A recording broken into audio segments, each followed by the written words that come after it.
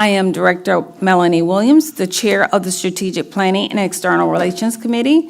This meeting format is hybrid. Quorum is physically present at the HART Administration Office, 1201 East 7th Avenue, Florida Conference Room, and the rest of the board members are participating via communication media technology. Please look at your screens of your devices. An image of the flag is displayed. Please join me in the Pledge of Allegiance.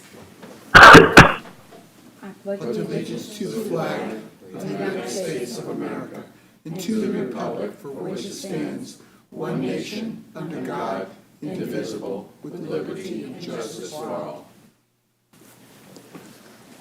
Thank you. We will move to our next agenda item, that is public comment. Ms. Jackson, do we have anyone on the list for public comment? No, ma'am. Thank you. Do we have anyone online for public comment? Thank you. We'll move on to approval of minutes, meeting minutes. In the packet are the minutes from the June 17th, 2024 Joint Strategic Meeting and Joint Strategic Planning and External Relations Committee meeting. Is there a motion to approve the minutes? So moved. Second. Thank you. All in favor? Aye. Aye. Aye. Thank you. Opposed? Say no. Say nay. Okay, the motion passes. We will move right to our presentations. Next on the agenda item is a presentation given by HART Legislative Support Staff, Holland and Knight. Mr. McCartney, would you like to introduce the presentation? Yes, thank you, Madam Chair. Thank you. Each year, HART develops federal and state legislative agendas and priorities for upcoming legislative sessions. Before you today is a draft developed in collaboration between HART staff and Holland and Knight. It is presented for committee review and discussion with recommendation to advance to the HART Board of Directors for approval at the September 23rd, 2024 board meeting. We are part of the Holland and Knight team physically present here with more teams participating remotely. Holland and Knight, you are recognized to present. Chair, if I may, right, one quick moment, I did want to mention that we do have Directors Mechanic and Hartfield also on the line for discussion purposes. Thank you. Thank you, Chair Williams and members. Oh, I'm on. Maybe I should come closer. How about this? Is that better? Okay. Thank you, Chair Williams and members. I'm Kimberly Case from Holland and Knight. Next to me is my colleague, Mark Delegal, and we have the privilege of representing HART in Tallahassee. And then remotely today, we have two of our federal team members, Lisa Barkovic and Jeff Booth, who represent you in Washington, D.C. So we go ahead and get started with the presentation. This is not a 1 year and we're done. This is an ongoing list that changes over time as we identify new needs and policy objectives for HART. This has been developed in conjunction with HART team as well as our federal and state lobbyists in an effort to bring these ideas forward for your approval and to advocate for them both in Tallahassee as well as in Washington, D.C. So we'll start first with upcoming dates at the state level. November 19th, we will be having organizational session in Tallahassee. That is when the members are sworn in and the new leadership teams. The incoming speaker, his name is Danny Perez. He'll be voted on by the leaders, by the members. And on the Senate side, Ben Albritton will become the new Senate president. They will serve in those terms for 2 sessions.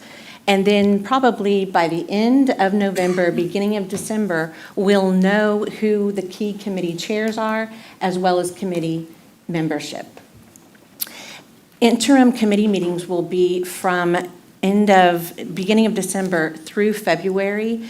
This is an odd year, so when it's an odd year, the session starts later. So the 60-day session will start in March. It will begin on March 4th, and it will conclude on May 2nd. So that's when we'll actually have our regular legislative session.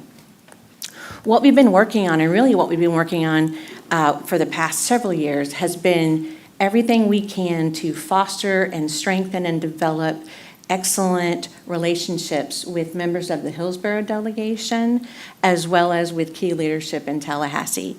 We've had numerous meetings there with some of you coming up, obviously with Scott, and over the summer, we've already been meeting with legislators to talk about, we have some ongoing needs. We're in the process of developing our new legislative agenda. We'll need to meet with you. So those meetings are already taking place, and we're going to continue to do so throughout the rest of the year. We've already met with Senators Burgess, Collins, Representatives Driscoll, Alvarez, Valdez so far, and we'll be meeting with the rest of the delegation before session starts, so everyone knows what our priorities are. We can have meaningful discussions and get their support for our agenda. The number one issue that you're all aware of is we need a new heavy maintenance facility. That's our top priority. And so in addition to what Lisa and Jeff are going to talk about, seeking funds at the federal level, we also think it's incumbent upon us to pursue state funding where it's possible.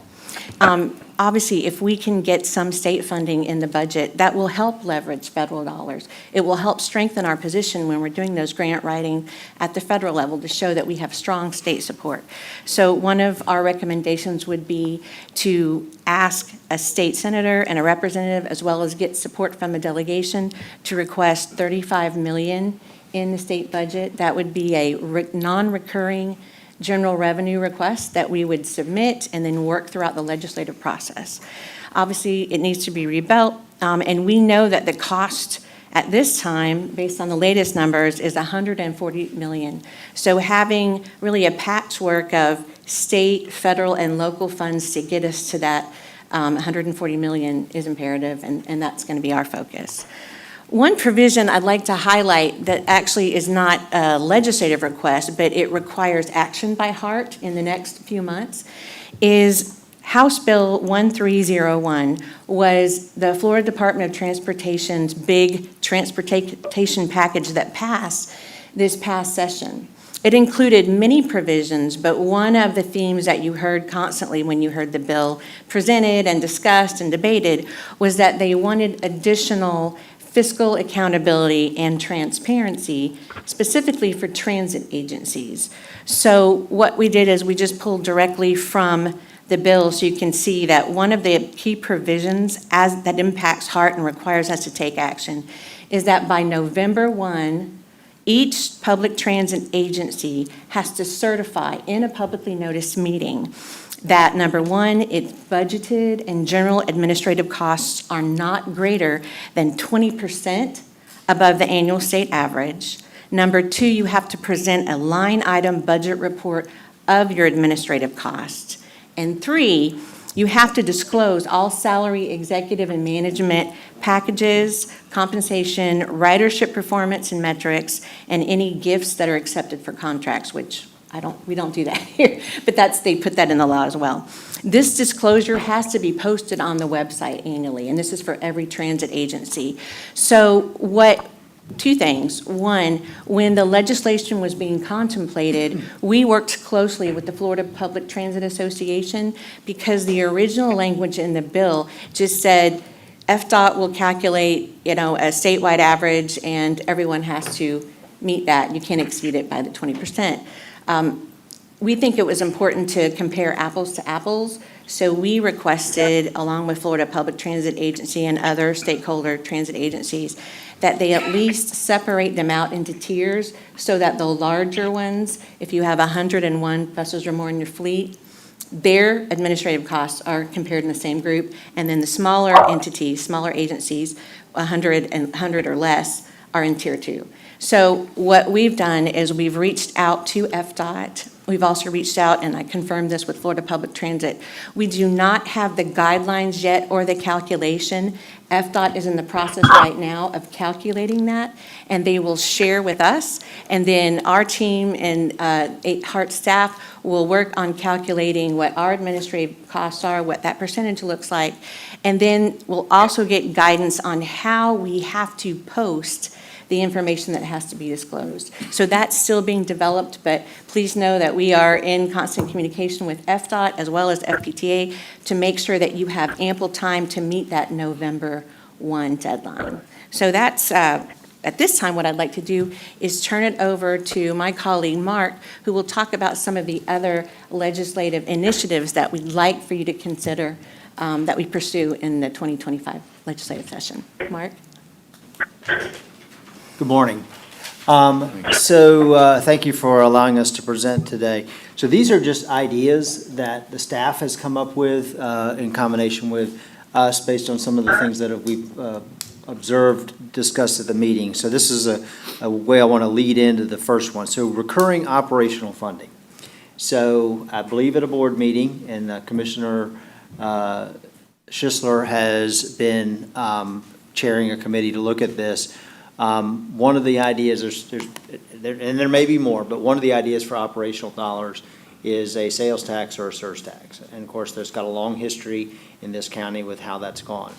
I believe Commissioner Worsthorpe, one of the most recent meetings that I was at, said, have you ever heard of an idea where there is a sales tax charged for transportation within a municipal boundary, but not within the county? So we did some research along with the legal team, and it has not been done as far as we know, anywhere in the state, and it's not currently authorized by state statute to do such a thing.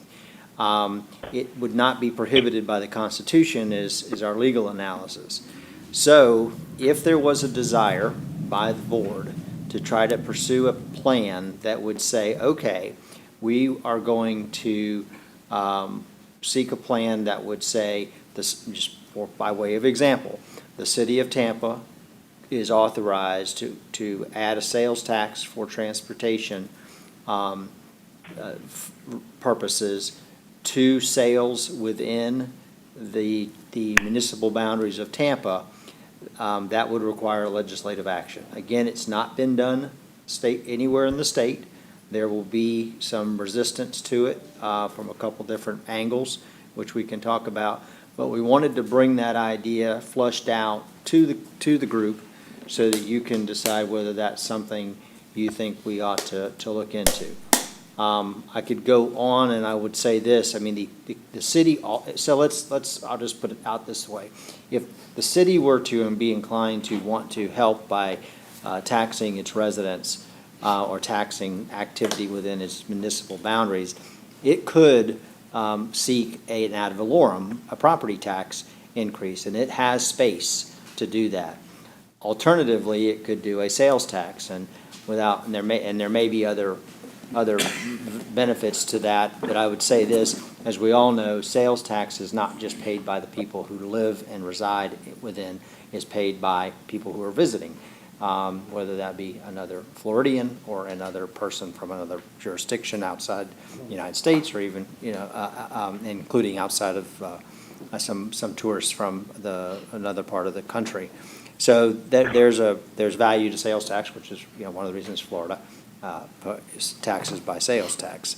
So that is an idea for you to consider, and we just wanted to lay it out. The way we've drafted this idea is kind of following on Commissioner Worsthorpe's idea, which would be to craft it so a municipality with over 400,000 people, and based on my little Googling last night, there's only 3 of them that meet that definition. Only in a county that does not already have a surtax. We don't for transportation. So Miami-Dade, I believe, does. Jacksonville is the other city, but in Jacksonville, the city is the county, as you know. So the idea we could craft some language that would essentially only authorize this by general law in Hillsborough County, in Tampa, and then it could go forward if that was something we wanted to seek. Now, obviously, there's lots of checks that need to be done. Does the county commission support it? Does the city support it? And then there's precedent out there. I think generally speaking, I'll just flag this for you, the universe of counties around the state would resist this. However, I believe if Hillsborough County supported it and they said this is what we want for our own community, that could probably be a pathway forward. So that's an idea for you guys to think about. I did staff wanted to flesh it out for you and bring it to you for consideration. It would require a legislative change to be able to do this. So, all right, so let me move to the next issue that's real. So during the legislative session, there was a bill, it's the same 1301 that Kim was talking about with the administrative costs. And they put some language in there that spoke in terms of you cannot spend dollars on exterior bus wraps. At least that's how it was discussed. Well, the language of the legislation, as well as we believe the intent of the legislation, was that you can use dollars from the State Department of Revenue to pay for exterior bus wraps. Well, our reaction was, well, we don't. What's happened in the last month is that the Florida Department of Transportation has put out a memorandum. And this memorandum has said that if you got any dollars from DOT for purposes of buying a bus, operating a bus, that the law prevents that bus from being wrapped with exterior for advertising, even if the money for the bus wrap comes from Cigar City Brewing, which I just saw the trolley cars wrapped in Cigar City Brewing. Can you take questions? I don't want to interrupt. Yeah, the absolutely, conversation. absolutely, yes, sir. Well, how would that be different from, let's say, a billboard on the side of a bus, which has happened for decades? Well, sir, I've read the law, and if the law is as it is being said it is, I believe it could be interpreted to prevent a billboard on the outside of a bus, a wrap on the outside of a bus, and internal advertising inside of a transit vehicle. I don't think it's limited to wraps as it's being interpreted. I think it's an issue, absolutely. What do you think DOT's purpose is? I think DOT's purpose is they don't like bus wraps. I'll be more specific. They're not wild about bus wraps by plaintiffs' personal injury lawyers. I mean, So like Morgan & Morgan? And I think not to that's, mention names, but I think that's about right.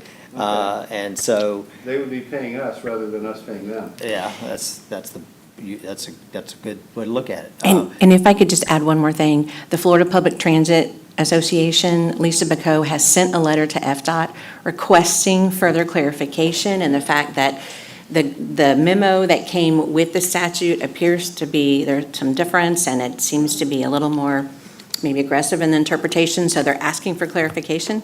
They have not received a response yet, but we'll let you know as soon as we hear anything from FDOT. So this means, from based on staff and looking at some numbers that I've seen, about $1.5 million impact on HART's operation, and that's a material amount. So one idea would be for us to join forces with others and try to redesign this law a little bit to make it operate in a different way. That would be something. Do you think that, I'm sorry. Do you think that, that DOT is going to be inviting a lawsuit?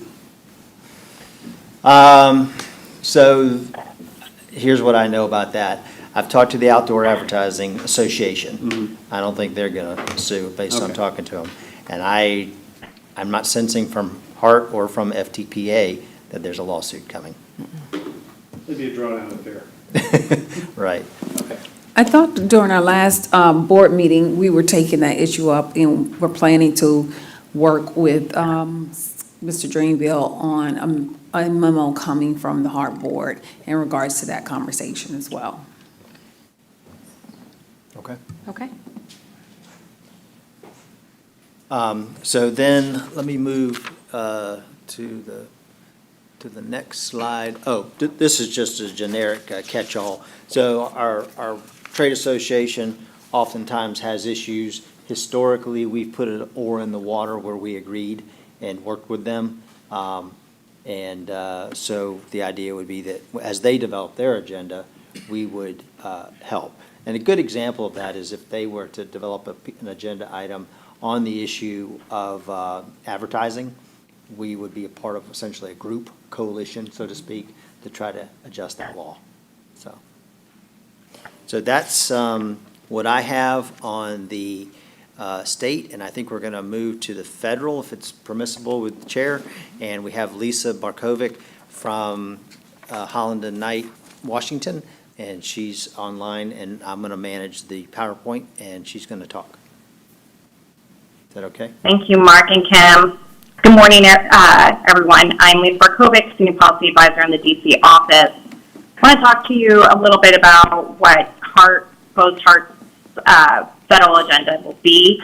And I'm also joined online with Jeff Booth, who's part of the federal team. Just kind of real quick where we are, snapshot. We're nearing the end of the 118th Congress. We just have probably about 1.5 months left of session. Congress is out until September 9th. They'll come back. They will have to pass a continuing resolution to keep the federal government open and running because they will not finish the appropriation bills in time for the start of the new federal fiscal year on October 1. Then they'll adjourn again for the whole month of October leading up to the election. And then depending upon the outcome of the election, we will definitely have a new president. Just don't know who the administration will be. Does the House flip majority, to Democrats, and does the Senate flip to a Republican majority? All those are unknown, but dependent upon that, we'll decide what the lame duck session will look like and whether any of these bills get pushed into a new Congress for the 119th Congress.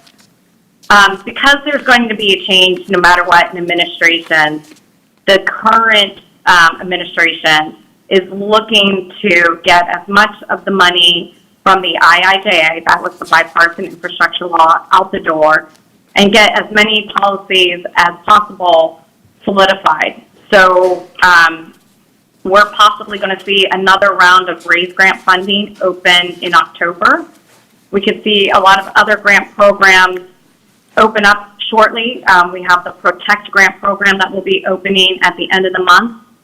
And what this DOT is doing is they are taking all of the remaining years of funding that the IIJA provided funding for, and they're combining it together. And so when they are done with those rounds of funding, that will be it. So an example is the Reconnecting Communities grant program that's open now. It's open with the last 3 years of federal funding available. So as we look specifically to the HART priorities, Kim mentioned earlier that our number one priority is getting funding for the heavy maintenance facility. And so there's a couple of ways that we're looking at being strategic to get that funding. It was unfortunate that we were not successful in the last round of funding available for RAISE or bus facilities. We do have debriefs scheduled with the Department of Transportation to get feedback on each of those applications to see, how we were ranked and what improvements they are looking for us to do to submit again. In the meantime, as we mentioned, costs are going to exceed $140 million. We could be looking at utilizing the community project funding process to help get funding for land acquisition. There are pros and cons to each of these processes. The community project funding pro is that our members, our Congress, are very supportive. We have a lot of flexibility in this process. The con is it is taking over a year to get projects through the appropriations process. The RAISE grant program, that should be opening early October. One of the cons about it, if you look at some of the other programs, is that you have a maximum award of $25 million, and the competition is greater. You're competing with lots of other modes of transportation and other eligible entities that can be also seeking funding through RAISE. Low to no emissions, we can go ahead and put in a larger request through low to no emissions. That program has about $1 billion available in each round. And because of that, we're seeing higher grant awards be awarded. So an idea here would be to seek 60 to 75 million. 75 million would be close to half the cost of the heavy maintenance facility. And we could do that. We could do the whole facility, or we could do that in combination with seeking funding for new vehicles. And then the bus and bus facility program, a con about this program is that it's lower, it has lower funding available. It has half the size, half the amount of funding that low to no emissions has. So the grant sizes are lower. So we would seek a lower amount in terms of funding for phase 2. Jeff, do you have anything to add on this? Nothing to add, Lisa. Next slide.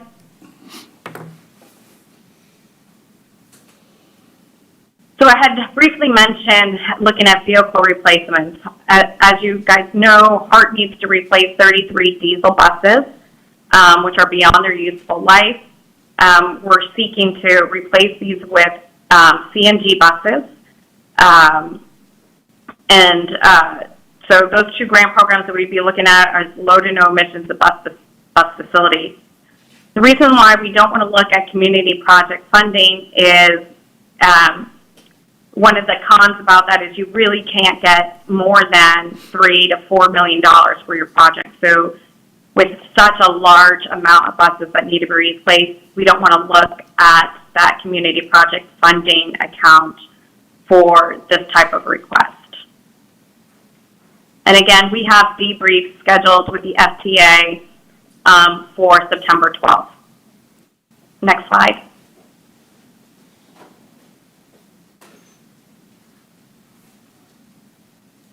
HART still has a huge need for making bus stop capital improvements. We have over 2,100 bus stops in service. We've been successful in the past with getting funding secured through Congresswoman Castor's office to do a good chunk of these bus stop improvements. We still have a ways to go, and so we are recommending that we seek additional funding through the community project funding request for FY26, which that process will begin at the start of the 119th Congress. Next slide. So just other things that we're thinking about, I mentioned the IIJA, the Bipartisan Infrastructure Law. The 3-year anniversary of that law is this November, which means we have 2 years left on it. The next Congress will begin work in earnest to reauthorize that legislation. So we'll be looking at other HART initiatives that we have to ensure that we have a seat at the table when they're, doing hearings before the House Transportation and Infrastructure Committee or the Senate Banking Committee to ensure that, one, there's funding, funding available. Depending on how the makeup of the Congress is or what the next administration looks like, we might not see, funding levels that we have through the bipartisan infrastructure law.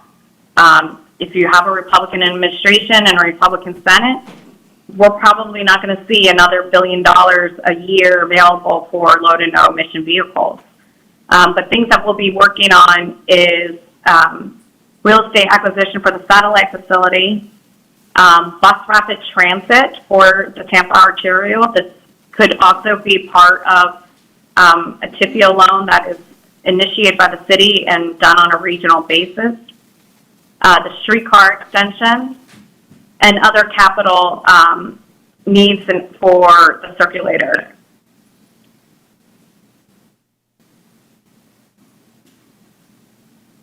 Next slide. And I think that will wrap that up. If there are any questions on the federal side or state. You're recognized, Mr. Schuster. Thank you, Madam Chair. Go back to state, if we could first, then I'll come back to federal. Under House Bill 1301, the sales tax amendment, what's the process for that?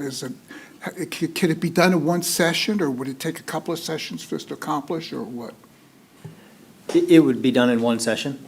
I mean, if the legislature wanted to do it and we were able to get it going, yes, it doesn't require any kind of two-session Okay, thing. what's your take on the appetite by the legislature? I think that if the city, the county, and HART came as a group along with the delegation and said this is something we want to do, I think there would be appetite. Some of the areas of pushback are going to be, well, this is the first time this has ever been done. Right. Number two, Department of Revenue is going to say, we know how to know if a sale took place in Hillsborough County. We're not sure we know how a sale takes place within the municipal boundaries of Tampa. Now, Mark Delagal, I get laughed at by a lot of my clients. I think in today's technology world, we could situs the sale with some type of technology to figure out, was that gas station within the municipal boundaries of Tampa or not? But DOT, right now, Department of Revenue doesn't know that. And then we have the issue of this has never been done, and counties, the Florida Association of Counties as a policy would not want to let cities collect the sales tax without the counties also being allowed to collect the sales tax. But having said all that, I think if the city, the county of Hillsborough and Tampa came together on that, I don't know that the Florida Association of Counties would have a problem. I've already explored that with them. Okay, because in my experience with 38 different states, there's very, very few that get granular to the city level. And that creates all kinds of issues statewide, not just for us, but I mean, just look at the sales tax return. There's no capacity for it, and it would just make everything much more complicated. Well, that's what revenue, I mean, I've already explored this with revenue, Department of Revenue, and they're like, well, we can't do this, this is impossible, blah, blah, blah, blah, blah, you know. But I personally would think that you could figure it out, but it would cost money to figure it out by the revenue having to figure out where the sale was within the county limits. Yeah, I mean, just reporting alone would be a monumental shift Right. in and how they handle everything, so, okay.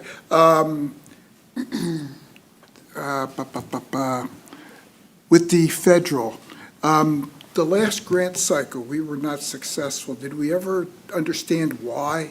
Whatever happened with that? Do we have an answer for that, or is that just an internal issue? Lisa, do you want to talk about that? Yeah, so we have these debriefs scheduled with the FTA on the bus and bus facilities and low to no emission grants that we submitted. That is scheduled for September 12th, so we'll know more what their thoughts were. I think both Jeff and I had heard informally from the FTA that one of the issues might have been that we needed more support from like FDOT.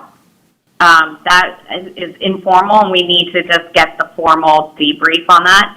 And same on the RAISE grant. Otherwise, we thought that the applications put together were really well done. I mean, the RAISE program is a very, very competitive program. It's hard to get a foot in the door there, particularly on transit projects, because DOT also looks at transit being eligible for these other programs. So we're just trying to figure out more. Jeff, anything else to add on that? Yeah, just to add two things. Number one, Kim talked about seeking state money. To the extent that state money could be made available for the project, that would increase the local match. And that gets to my second point, which is the thing that we did here, and I think what is true in the RAISE program, even though it's an 80-20 program, 80% federal, 20% local, many projects are approaching 50% match for funding. So the more that we can increase the local share and the local contribution, I think the project becomes more competitive at that point. Because PSTA, I think, was successful in that round, and we were not. And I just was, if nothing else, we need to get better at what we need to produce and to submit. And so any information that we can get out of that would be helpful, I'm sure, going forward. Because I believe in your presentation, you were talking about phase 2 would be another RAISE grant, and if we can't get the first one, how are we going to get the second one, type thing.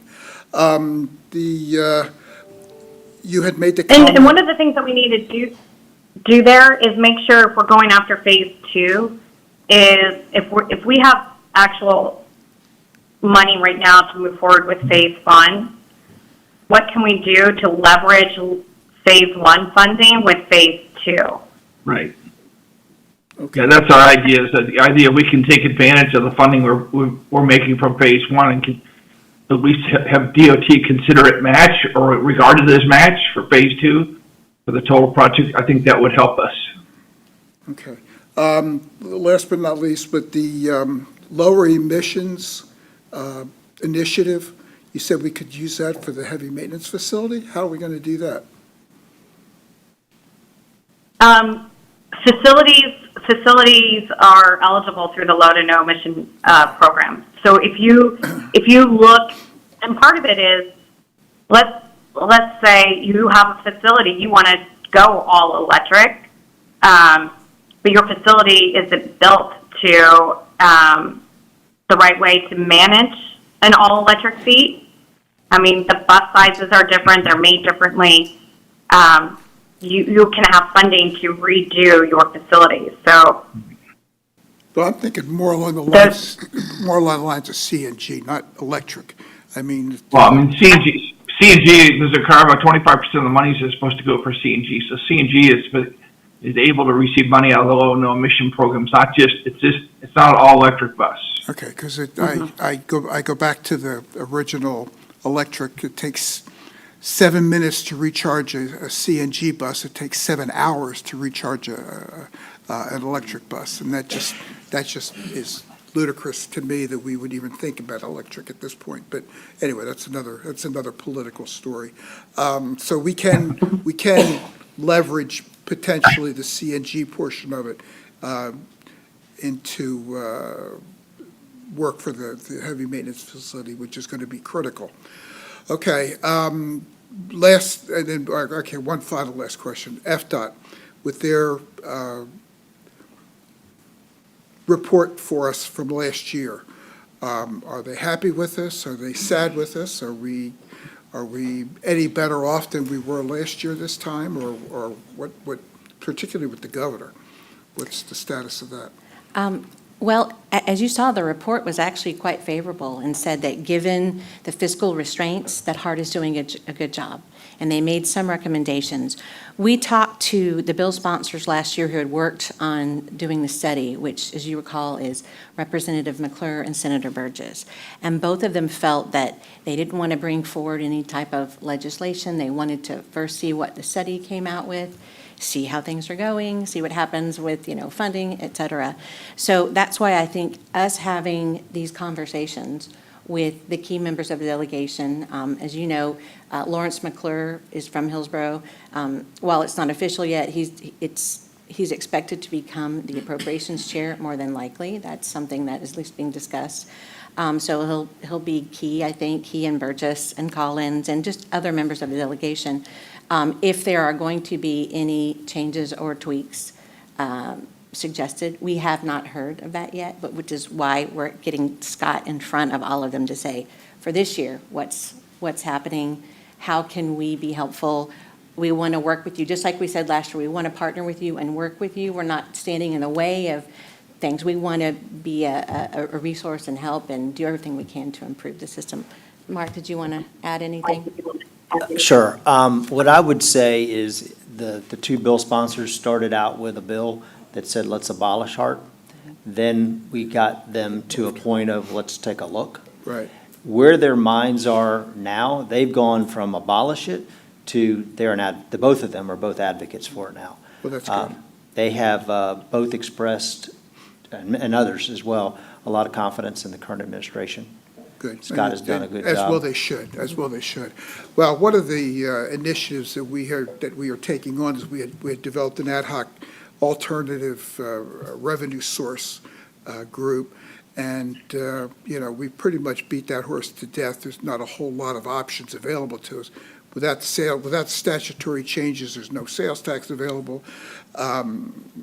there's only so much revenue that can be had from the ridership. And our only recourse then was ad valorem changes. And to that end, we're working on rewriting the charter because it was so limited to a $500,000.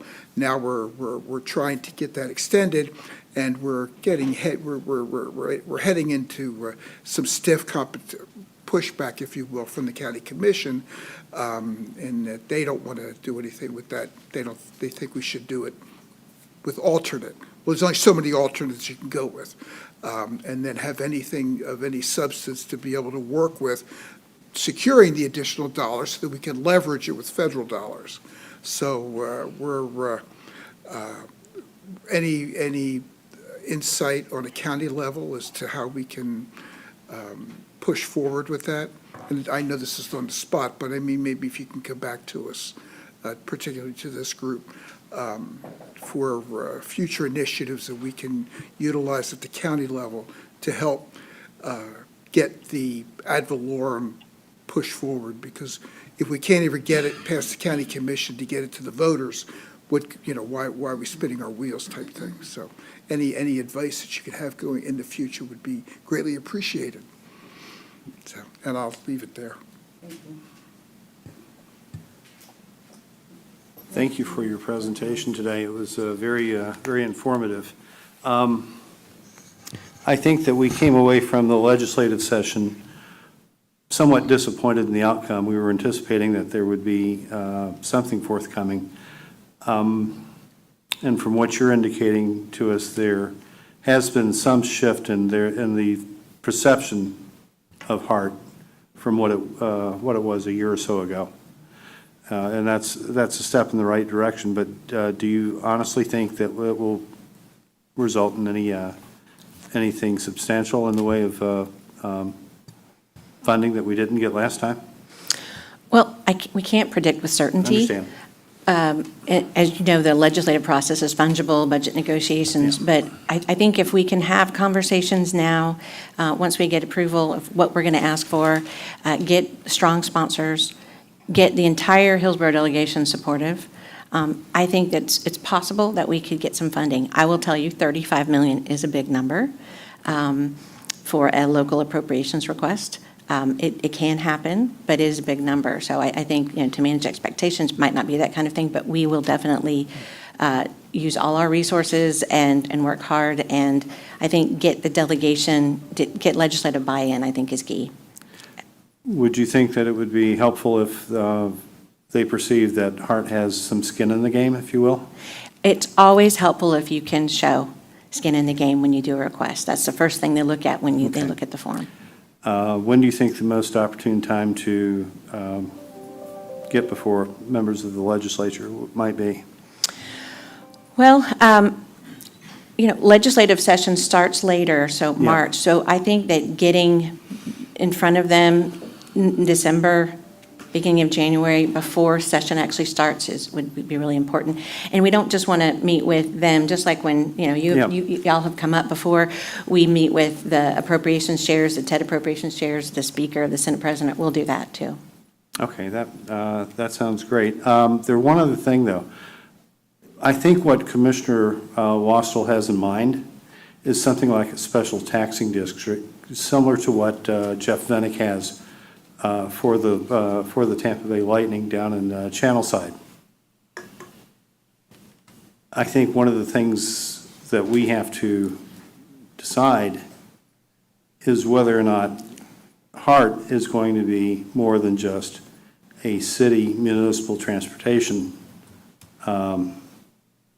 authority, and that we're actually delivering services to the county outside the city limits that the county perceives as beneficial and worth their participation financially. And I don't think, it's basically a salesmanship game, and we have to be able to sell it outside the city limits.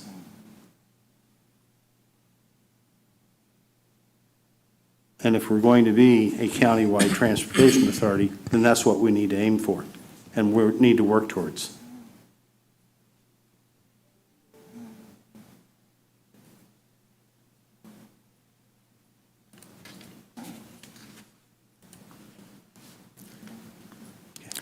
I don't have anything else. Do you have any questions of me? Well, if I'm understanding you correctly, I mean, I think I am without beating a dead horse, Yeah. and I don't put words in your mouth, but if you're saying there might be an appetite countywide to have a surtax, but only if county unincorporated area residents are comfortable that they're getting the benefit of the deal. If that's where Commissioner Worsthel and the board is, I don't think you need to change the law, as I understand I don't it. think You already have the I think authority to- that's what's implicit behind all this. The county is essentially a car culture. They're not bus dependent. Right. Where people within the municipal city limits are to a greater extent. Yep. They need the bus to get to work. They need the bus to go to the hospital. They need the paratransit and the other services that we offer to a much, much greater degree within the city limits than outside in the county. I think that nobody's thinking about it because it's not really being sold. And we're really not taking steps to address a lot of new transportation opportunities, if there are any, outside the city limits. You know, express bus routes might be one avenue to look into. But I don't think it's going to be a simple matter of just selling it. We've got to have something to sell. Okay. Okay. Thank you, Director King. I just wanted to comment on the administrative cost initiative that it indicates that each public transit agency has to provide the 3 items here that are listed. And I want to be very strategic about how we do this, because I think there are others that will also have to make their costs or expenses available. So are we going to link in or align, for example, with Pinellas and how we communicate this information? Or I think this is an opportunity for us to share with the public, our cost and be very transparent with what we're doing, and then gain some trust or loyalty. And this is an opportunity to do so, to educate and make people aware how financially secure, how we spend the dollars. Absolutely. So we are waiting for guidelines, and so there will be, I think, a standard way that they have to be displayed. But I think you raise a good point, and we're happy to work and coordinate with not only Florida Public Transit, but also some of our fellow agencies to ensure that, one, we comply with the way that FDOT wants it, but 2, that it's done in a way that, as you said, enhances fiscal accountability, transparency, and we're on the same page with others. Thank you. We really have 2 more board meetings before November 1st in order to get that done. That becomes a time crunch. Are we prepared? Madam Chairman, this is Dave Mechanic. I'd like to ask a question. Thank you. Director Mechanic, you are recognized. Okay, thank you. I'd just like to go back to the presentation regarding the state legislation. The whole idea of the prohibiting advertising, billboards, wraps, whatever the terminology winds up being, would obviously be a significant financial hit to HART. I think this committee needs to alert the HART board, and I think the HART board may want to take a position on this. I realize it's very early, that there's a lot that could change in terms of this legislation, but I think HART needs to be proactive in the process and make sure that our concerns are known. I mean, I don't know how to translate that, but the loss of revenue for that alone would affect our ability to serve the residents of the county. So we need to make sure that message gets across, to make sure that the legislature understands the implication of passing a law like that. So I'm just saying we need to be proactive, we need to be involved. And have our opinions known as we go through that process. Director Mechanic, I believe Mr. Drainville is in the process of pulling together a letter to send on behalf of the advertising loss, the cost and what the loss, the impact of the loss, how it would affect HART. So we talked about that at the last board meeting, and I don't believe you were there, so that you may have missed that opportunity to hear the steps that we're I did taking. miss it. But we Thank you. definitely will follow up on your recommendation. Thank you. Madam Chair, can I speak to what Mr. Mechanic said? Yes, you may. So just to give Mr. Mechanic a bit of background. So when the bill went through the process, and if you were to have watched the proceedings and read the language, you would have walked away with the conclusion that what was at issue was taking monies from the Department of Revenue and spending those monies to literally wrap the bus. So we internally said, well, we don't do that. We're going to just make up Cigar City's money and wrap the bus, not the state of Florida's money.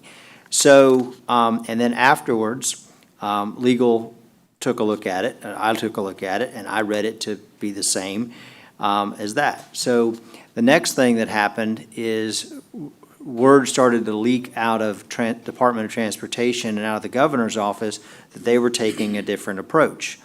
So we engaged, our team engaged with both the governor's office and the Department of Transportation, as did our trade association, as did the Outdoor Advertising Association, and we were told, hold on, sit tight, we're going to do a memo. So then when they came out with their memo, they had an expansive reading of it that said that if there was any money ever used to buy the bus, that bus could not be wrapped, even with, just to continue to use the example, Cigar City Brewing's monies. They had some language in the memo that the department came out with that said you couldn't impede an existing contract for wrapping, and it was a prospective action only. So when that is a relatively recent development. I don't know when that memo came out, but it probably came out around August 1st. And it is, it's been widely, just not what even the legislative history supports. So what our proposal would be, I guess I'm going to go ahead and make a recommendation on that particular issue, that we work with the coalition of the Florida Public Transit Association to try to change the law to make it more clear that we can do wraps that are paid for by private dollars, and to also make it more clear that we're talking only about wraps, not internal advertising or billboards on the outside, little placards on the outside of the bus. So that would Yeah, I agree with all the steps you're describing. Yeah. So, and I guess one thing that would be helpful to us is if this committee could give us direction on what to, and I guess you'll take it to the full board, but I think our staff recommendation, or at least my recommendation along with Kim's, would be we've primarily focused on a solo mission of getting a state appropriation, non-recurring dollars, somewhere targeted towards $35 million for the heavy maintenance facility, and that we work as the part of the coalition to address the advertising issue, and then also the clarifying some of this administrative cost stuff, both without changing the law, but then also potentially changing the law in the upcoming session. Because on that issue about administrative costs, we are waiting on guidance, as Kim has mentioned, and just a piece of information, we're trying to get our finance staff on the phone with DOT's finance staff right now to talk to them about there's issues in the law that aren't real clear. And so depending on how the DOT interprets it, it'll be workable or won't be workable. So rather than them issue guidance without the benefit of our input, we're trying to get our input into the mix before they issue the guidance. So that's an ongoing project we're working on right now.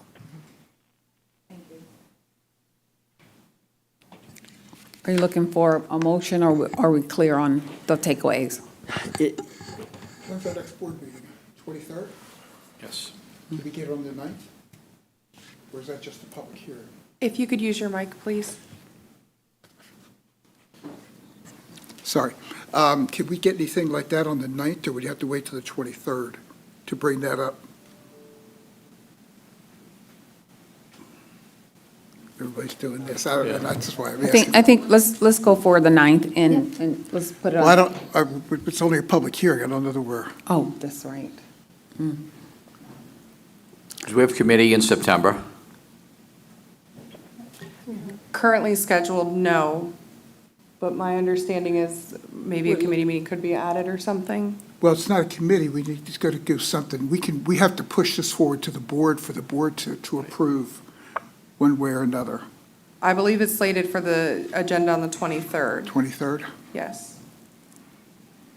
Doesn't leave much time.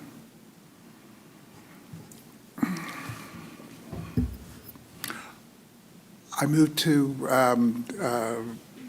recommend to the full board the discussions that we've had today regarding HB 1301, particularly dealing with the advertising issue, the bus wraps, as well as any of the sales tax issues that have been brought up today.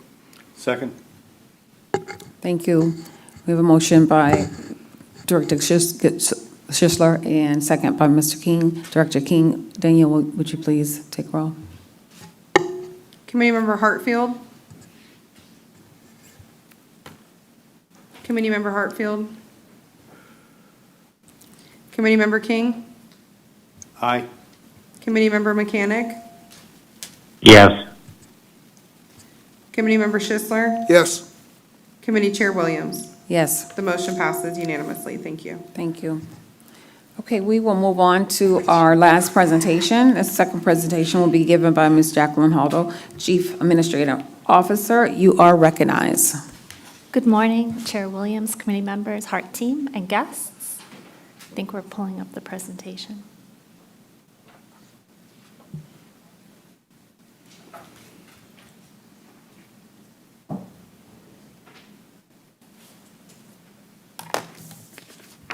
On behalf of the leadership, Are you good?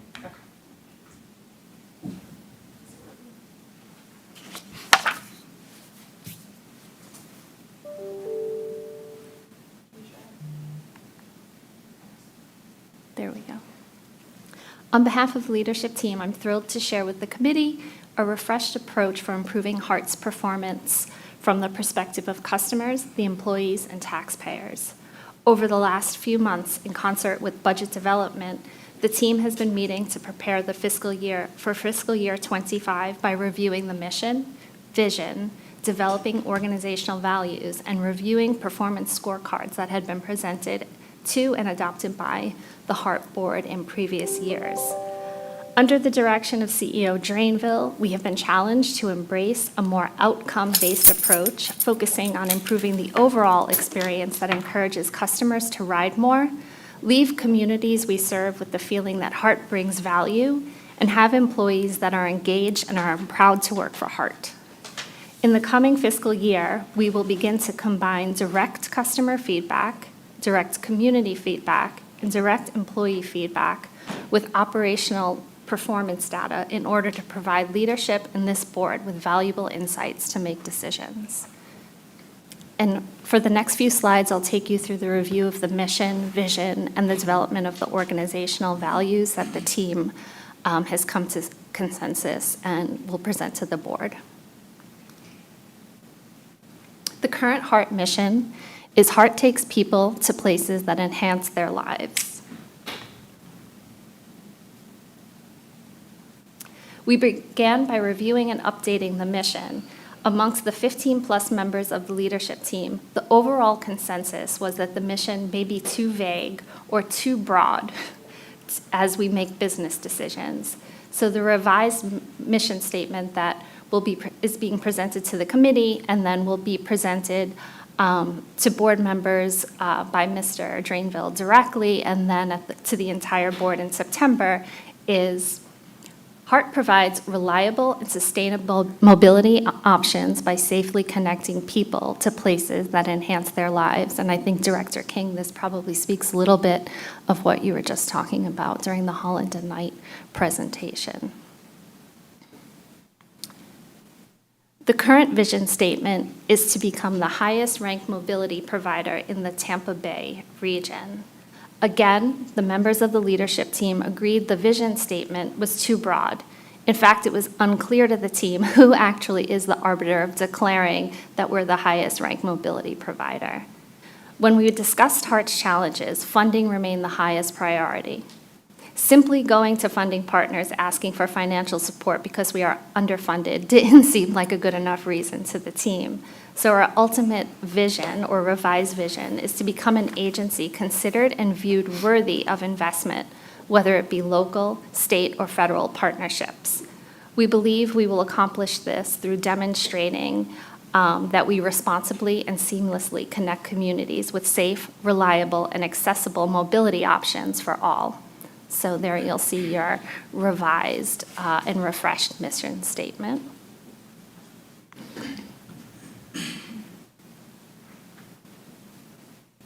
In conversations, and I would like to actually credit Director of Maintenance, Nicholas Goldburn, who highlighted that a lot of organizations have organizational values and guiding principles, and it was one thing that we were lacking. I think historically HART had, but over the years they'd sort of fallen off of what we were presenting and what we were guiding our decisions on. So the team collectively developed the following organizational values that would guide our decision-making throughout the year. We commit to high standards, continuous learning, and exceptional quality, placing customers at the center of decision-making for satisfaction and long-term success. We prioritize a secure work environment, health and wellness, understanding the impact on job satisfaction, absenteeism, and productivity. Trust and accountability are foundational, with a focus on ownership, reliability, and achieving organizational goals.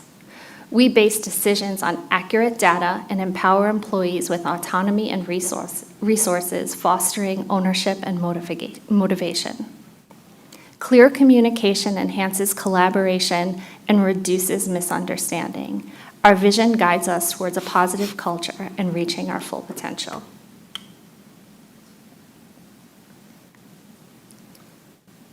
Next steps was to identify key areas of focus to ensure our resources and efforts are aligned with our strategic goals. These 5 areas of focus that we propose will drive the most significant impact, we believe, in achieving long-term objectives, concentrating on maintaining financial stability, improving the customer experience, increasing value to the community, and ensuring safety and security, and increasing employee engagement will ensure that we are providing overall productivity.